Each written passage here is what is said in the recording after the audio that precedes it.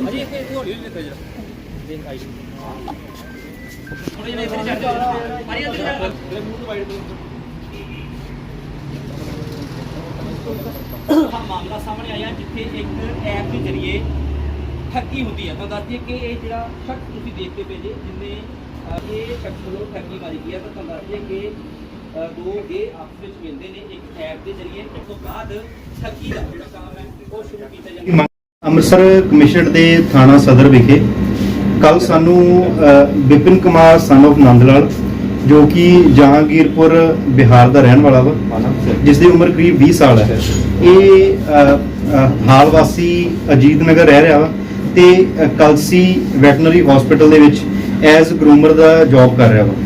ਇਸਨੇ ਦੱਸਿਆ ਕਿ ਉਹ ਇੱਕ ਗੇ ਆ ਤੇ ਗ੍ਰਾਈਂਡਰ ਐਪ ਦਾ ਇਸਤੇਮਾਲ ਕਰਦਾ ਵਾ। ਇਸ ਐਪ ਦੇ ਰਾਹੀਂ ਉਸਦੀ ਮੁਲਾਕਾਤ ਕਰਨਦੀਪ ਸਿੰਘ ਪੁੱਤਰ ਸਤਨਾਮ ਸਿੰਘ ਨਾਲ ਹੋਈ।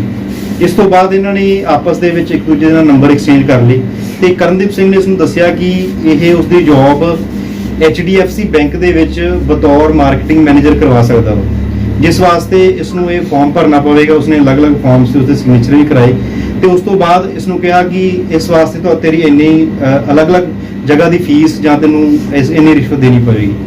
ਇਸ ਤੋਂ ਬਾਅਦ ਇਸਨੇ ਫੋਨ ਪੇ ਦੇ ਰਾਹੀਂ ਪਿਛਲੇ 15 ਦਿਨਾਂ ਦੇ ਵਿੱਚ ਇਸ ਕੋਲੋਂ 23,600 ਰੁਪਏ ਅਲੱਗ-ਅਲੱਗ ਟਾਈਮ ਤੇ ਆਨਲਾਈਨ ਟ੍ਰਾਂਜੈਕਸ਼ਨ ਕਰਕੇ ਇਸਨੇ ਆਪਣੇ ਖਾਤੇ ਦੇ ਵਿੱਚ ਪਵਾਏ ਨੇ।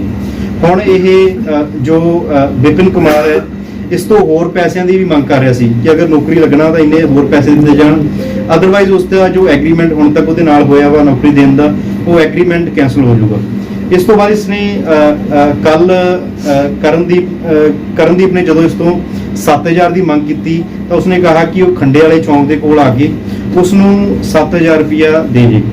ਇਸ ਤੋਂ ਬਾਅਦ ਜਦੋਂ ਮਦਈ ਨੂੰ ਸ਼ੱਕ ਹੋਇਆ ਕਿ ਉਸ ਨਾਲ ਕਿਸੇ ਤਰੀਕੇ ਨਾਲ ਠੱਗੀ ਹੋ ਸਕਦੀ ਆ ਤਾਂ ਉਸਨੇ ਤੁਰੰਤ ਪੁਲਿਸ ਨੂੰ ਇਸ ਚੀਜ਼ ਦੀ ਸੂਚਨਾ ਦਿੱਤੀ, ਜਿਸ ਤੋਂ ਬਾਅਦ ਅਸੀਂ ਅਧੀਨ ਧਾਰਾ 420 ਤੇ 66 IT ਐਕਟ ਦੇ ਤਹਿਤ ਦੋਸ਼ੀ ਕਰਨਦੀਪ ਸਿੰਘ ਪੁੱਤਰ ਸਤਨਾਮ ਸਿੰਘ ਵਾਸੀ ਬੁੱਗਾ ਜ਼ਿਲ੍ਹਾ ਤਰਨਤਾਰਨ ਉਸ ਦੇ ਖਿਲਾਫ ਮੁਕੱਦਮਾ ਰਜਿਸਟਰ ਕੀਤਾ।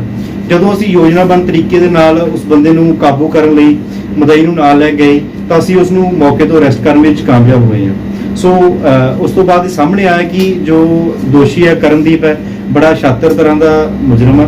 ਉਸਨੇ ਅਲੱਗ-ਅਲੱਗ ਉਸ ਕੋਲ 5 ਸਿਮਾਂ ਬਰਾਮਦ ਹੋਈਆਂ ਨੇ, ਜਿਸ ਵਿੱਚ ਉਹਨੇ ਅਲੱਗ-ਅਲੱਗ ਨੰਬਰਾਂ ਦੇ ਨਾਲ 3 ਅਲੱਗ-ਅਲੱਗ WhatsApp ਬਣਾਏ ਹੋਏ ਸੀ।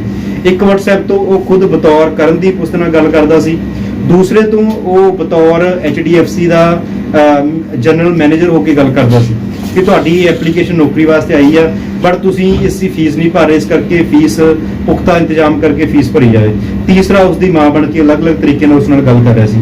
ਸੋ ਇੱਕ ਤਰੀਕੇ ਨਾਲ ਉਸ ਨਾਲ ਠੱਗਾ ਠੋਰੀ ਕਰ ਰਿਹਾ ਸੀ ਤੇ ਇਸ ਦੀ ਅਰੈਸਟ ਕਰਕੇ ਇਸ ਕੋਲੋਂ ਫੋਨ ਬਰਾਮਦ ਹੋਇਆ ਤੇ ਅਲੱਗ-ਅਲੱਗ ਜੋ 5 ਸਿਮ ਇਸਨੇ ਲਏ ਹੋਏ ਸੀ ਉਹ ਵੀ ਇਸ ਕੋਲੋਂ ਬਰਾਮਦ ਹੋਏ। ਸਿਮਾਂ 2 ਨੰਬਰ ਦੀ ਅਸੀਂ ਇਹਦੀ ਆਪਣੇ ਨਾਮ ਤੇ ਇਹ ਅਸੀਂ ਜੀ ਵੈਰੀਫਾਈ ਕਰ ਰਹੇ ਹਾਂ। ਇਸ ਦੇ ਜੋ ਸਬਸਕ੍ਰਾਈਬਰ ਡਿਟੇਲ ਫਾਰਮ ਹੁੰਦਾ ਵਾ ਉਸ ਦੇ ਸਾਰੇ 5 ਸਿਮਾਂ ਦੇ ਫਾਰਮ ਕਢਵਾਏ ਜਾ ਰਹੇ ਨੇ।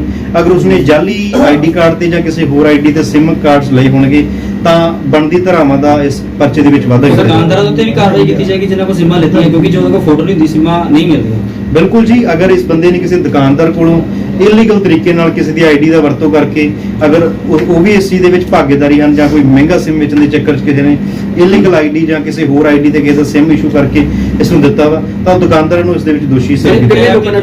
ਐਪ ਦੀ ਜਿਹੜੀ ਗੱਲ ਕਰਦੇ ਨੇ ਉਹ ਕਿਸ ਤਰੀਕੇ ਨਾਲ ਯੂਜ਼ ਕਰਦੇ ਸੀ ਕਿ ਉਹ ਐਪ ਇਹ ਇੱਕ ਜੀ ਜੋ ਗੇ ਲੋਕ ਹੁੰਦੇ ਨੇ ਉਹ ਅਲੱਗ-ਅਲੱਗ ਜਿਵੇਂ ਡੇਟਿੰਗ ਲਈ ਐਪ ਦਾ ਇਸਤੇਮਾਲ ਕਰਦੇ ਨੇ ਤੇ ਇਸ ਗ੍ਰਾਈਂਡਰ ਦੇ ਐਪ ਦੇ ਰਾਹੀਂ ਇਹਨਾਂ ਦੋਨਾਂ ਦੀ ਮੁਲਾਕਾਤ ਹੋਈ ਸੀ, ਜਿਸ ਤੋਂ ਬਾਅਦ ਅੱਗੇ ਇਸਨੇ ਠੱਗੀ ਠੋਰੀ ਕਰਨੀ ਸ਼ੁਰੂ ਕੀਤੀ। ਕਿੰਨੇ ਲੋਕਾਂ ਨਾਲ ਠੱਗੀ ਕੀਤੀ?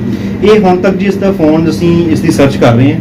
ਫੋਨ ਦੇ ਵਿੱਚ ਸਾਨੂੰ ਹੋਰ ਵੀ ਕਈ ਇਹਦੀਆਂ ਡਾਊਟਫੁਲ ਚੈਟਸ ਲੱਗੀਆਂ ਨੇ। ਜਦੋਂ ਪੂਰਨ ਤੌਰ ਤੇ ਇਹਦੀ ਫੋਨ ਦੀ ਅਸੀਂ ਸਟੱਡੀ ਕਰਾਂਗੇ ਹੋਰ ਵੀ ਕਿੰਨੇ ਲੋਕਾਂ ਨਾਲ ਠੱਗੀ ਕਰ ਰਿਹਾ ਸੀਗਾ, ਕਿਸ ਤਰੀਕੇ ਨਾਲ ਅਲੱਗ-ਅਲੱਗ ਨਾਵਾਂ ਤੇ ਕਰ ਰਿਹਾ ਸੀ, ਉਸ ਤੋਂ ਬਾਅਦ ਅਸੀਂ ਉਹਨਾਂ ਮਦਈਆਂ ਨੂੰ ਬੁਲਾ ਕੇ ਇਸੇ ਪਰਚੇ ਦੇ ਵਿੱਚ ਉਸ ਚੀਜ਼ ਦੇ ਤਹਿਤ ਇਸ ਦੇ ਖਿਲਾਫ ਕਾਰਵਾਈ ਕਰਾਂਗੇ। ਸਰ ਇਹ ਵੀ ਗੇ ਜਿਹੜਾ ਦੋਸ਼ੀ ਹੈ ਇਹ ਕਹਿ ਨਹੀਂ ਸਕਦੇ ਜੀ ਉਸਨੇ ਠੱਗੀ ਠੋਰੀ ਕਰਨ ਵਾਸਤੇ ਹੀ ਇਸ ਚੀਜ਼ ਦੀ ਇਸ ਨਾਲ ਮੁਲਾਕਾਤ ਕੀਤੀ ਜਾਂ ਅਸਲ ਵਿੱਚ ਉਹ ਵੀ ਇਸ ਪ੍ਰਵਿਰਤੀ ਦਾ ਇਨਸਾਨ ਹੈ। ਸੋ ਇਹ ਪਾਰਟ ਆਫ ਇਨਵੈਸਟੀਗੇਸ਼ਨ। ਕੰਪਲੇਨਟ ਗੇ ਹੈ, ਕੰਪਲੇਨਟ ਨੇ ਖੁਦ ਆਪਣੇ ਬਿਆਨ ਦੇ ਵਿੱਚ ਦੱਸਿਆ ਕਿ ਉਹ ਗਿਆ ਜੀ ਤੇ ਇਹਦਾ ਗੇ ਦਾ ਹਲੇ ਪਤਾ ਨਹੀਂ ਹੈ। ਬਿਲਕੁਲ ਜੀ। ਤੇ ਹੁਣ ਸਰ ਦੋਸ਼ੀ ਫੜ ਲਿਆ? ਬਿਲਕੁਲ ਜੀ, ਦੋਸ਼ੀ ਨੂੰ ਅਸੀਂ ਕਾਬੂ ਕਰ ਲਿਆ। ਉਹਦੇ ਕੋਲੋਂ ਫੋਨ ਤੇ ਜੋ ਅਲੱਗ-ਅਲੱਗ ਉਹ SIM ਕਾਰਡਸ ਵਰਤਦਾ ਸੀ, ਉਹ ਬਰਾਮਦ ਹੋ ਗਏ ਨੇ। ਉਸਦੇ ਫੋਨ ਦੇ ਵਿੱਚ ਜੋ ਟ੍ਰਾਂਜੈਕਸ਼ਨ ਕੀਤੀਆਂ ਸੀ ਅਸੀਂ ਉਹ ਵੀ ਡਰਾਈਵ ਕਰ ਲਈਆਂ ਨੇ। ਸੋ ਟੈਕਨੀਕਲ ਤਰੀਕੇ ਨਾਲ ਉਹਨੂੰ ਵੀ ਦੇਖਿਆ ਜਾ ਰਿਹਾ ਵਾ ਤੇ ਇਸ ਵਿੱਚ ਅਸੀਂ ਅੱਗੇ ਤਫਤੀਸ਼ ਅਜੇ ਕਰ ਰਹੇ ਹਾਂ ਜੀ। ਉਹ ਕੈਸ਼ ਕੁਝ ਮਿਲਿਆ? ਹਜੇ ਤੱਕ ਕੋਈ ਇਹੋ ਜਿਹੀ ਇਹਦੇ ਕੋਲੋਂ ਰਿਕਵਰੀ ਨਹੀਂ ਹੋਈ। ਇਸ ਤੋਂ ਪੁੱਛਗਿੱਛ ਕੀਤੀ ਜਾ ਰਹੀ ਹੈ ਕਿ ਹੋਰ ਉਸਨੇ ਕਿਸ ਜਗ੍ਹਾ ਇਹ ਫੋਨ ਪੈਸੇ ਵਰਤੇ ਨੇ, ਕਿਸ ਤਰੀਕੇ ਲਈ ਵਰਤੇ ਨੇ। ਸੋ ਸਾਨੂੰ ਇਹ ਬਰਾਮਦਗੀ ਹੋਣ ਦੀ ਵੀ ਪੂਰੀ ਉਮੀਦ ਹੈ ਕਿ ਹੋਰ ਵੀ ਇਸ ਕੋਲੋਂ ਜੋ ਠੱਗੀ ਠੋਰੀ ਕੀਤੀ ਆ ਉਹ ਵੀ ਸਾਨੂੰ ਫਾਈਂਡ ਆਊਟ ਹੋ ਸਕਦੀ ਹੈ। ਜੇ ਹੁਣ ਤੱਕ ਦਾ ਪਹਿਲਾ ਹੀ ਮਾਮਲਾ ਹੈ ਜਾਂ ਇਸ ਤੋਂ ਪਹਿਲਾਂ ਵੀ ਇਸਨੇ ਕਿਸੇ ਨਾਲ ਇਸ ਤਰੀਕੇ ਠੱਗੀ? ਨਹੀਂ, ਇਸ ਦੇ ਖਿਲਾਫ ਜੋ ਅਸੀਂ ਰਿਕਾਰਡ ਚੈੱਕ ਕਰਵਾਇਆ ਹੁਣ ਤੱਕ ਇਸ ਦੇ ਖਿਲਾਫ ਹੋਰ ਕੋਈ FIR ਨਹੀਂ ਪਾਈ ਗਈ ਹੈ।